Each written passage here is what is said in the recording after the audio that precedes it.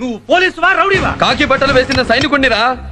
మాట వింటే స్వామిని, ఎదురు తిరిగితే లక్ష్మీ నరసింహ స్వామిని. మీకు కత్తులు ఎత్తడమే తెలుసు, నాకు తలలు తీయడం కూడా తెలుసు.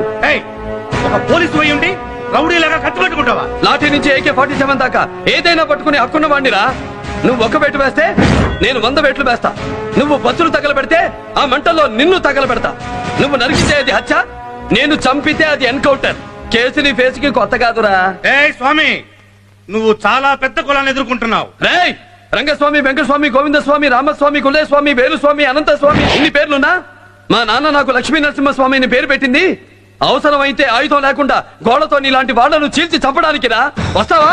చస్తావా? ఎవడైనా అడుగు ముందుకేస్తే